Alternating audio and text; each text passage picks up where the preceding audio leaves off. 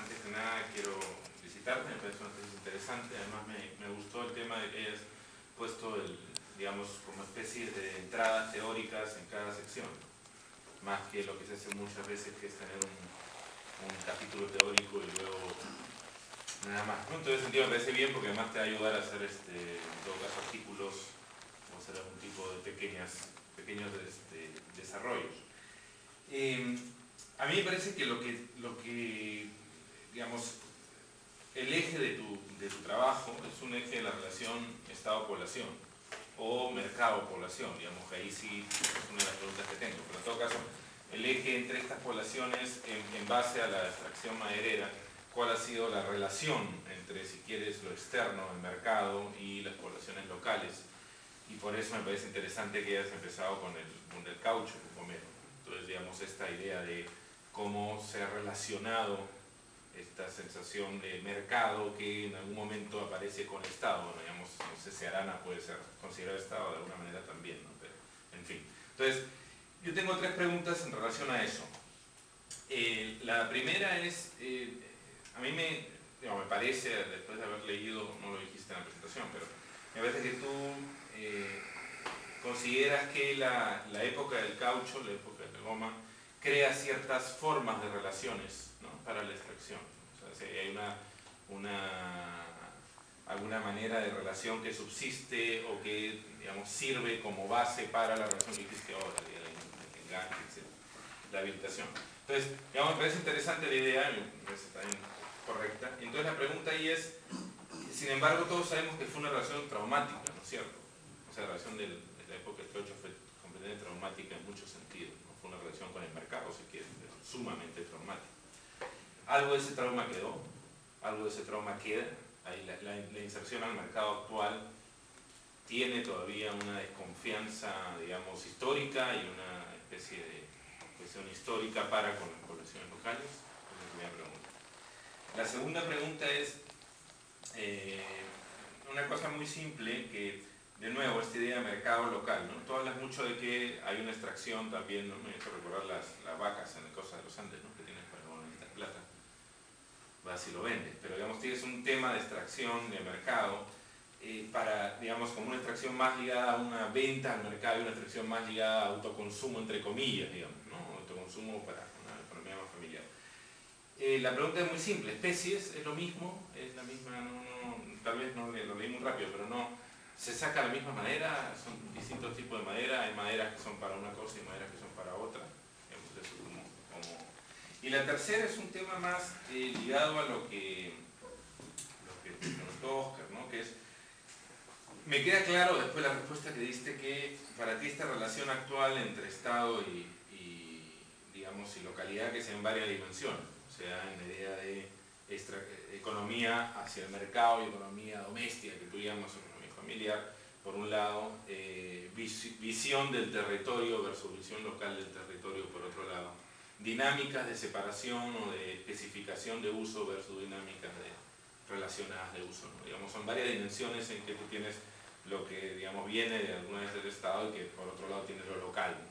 Y me parece que tú hablas más de que lo local se inserta, o sea, no hay un conflicto, un corte, sino que más bien hay una mezcla en que, me hace recordar unos textos sobre la reproducción local del Estado. Entonces la gente, digamos, crea su propio Estado, entre comillas, o forma de entrar. Entonces, la pregunta ¿es cierto eso? Digamos, no hay conflicto, el tema articulador es mucho más importante que el tema de oposición, el tema de, digamos, o no hay tampoco una idea distinta, digamos, de pelear porque todo sea territorio indígena y yo decido después qué hacer.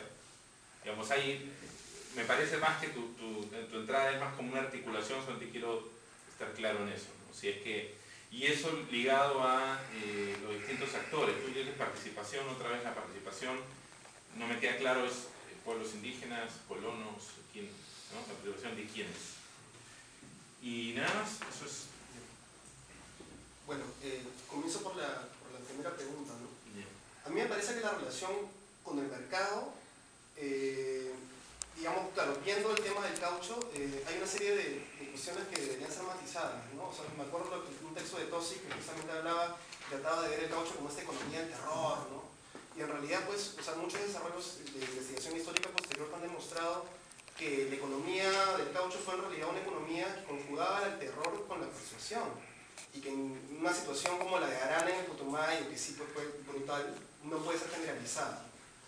En ese sentido me parece de que sí subsisten determinados rasgos, pero no sé hasta qué punto de la percepción de la gente, pero determinados rasgos en la manera como se articula y cómo se generan instituciones para articular la mano de obra indígena con el mercado.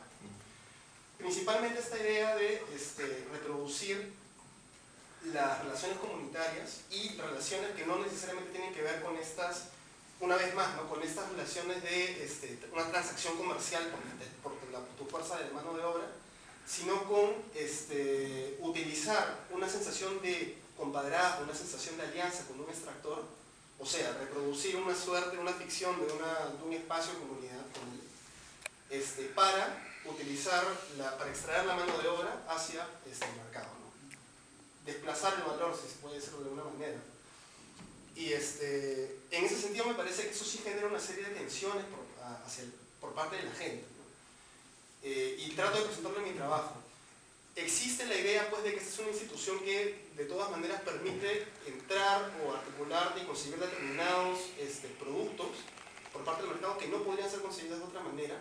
Existe la idea que esto es una práctica pues, que te da mucho dinero, o sea, en una sola extracción de 50 trozos te puedes llevar fácil 15.000, 20.000 soles, que para un contexto indígena es casi una cosa alucinante, pero subsiste la idea de la explotación y subsiste la idea que esta es una práctica absolutamente desigual.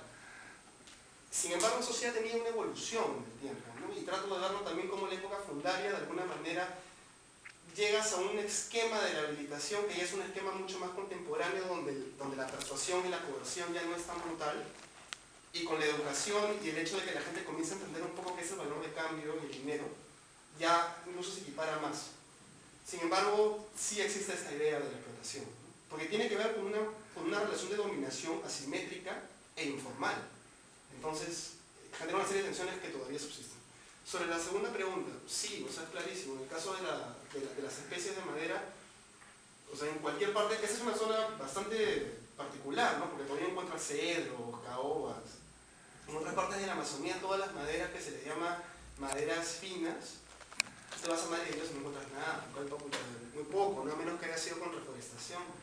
En estas zonas todavía encuentras algo de eso, pero en las zonas muy alejadas de las cabeceras. Y normalmente las maderas que se les denominan finas pueden ser pues, la cumana, el lupún, el cedro, la caoba, que se encuentran mucho menos.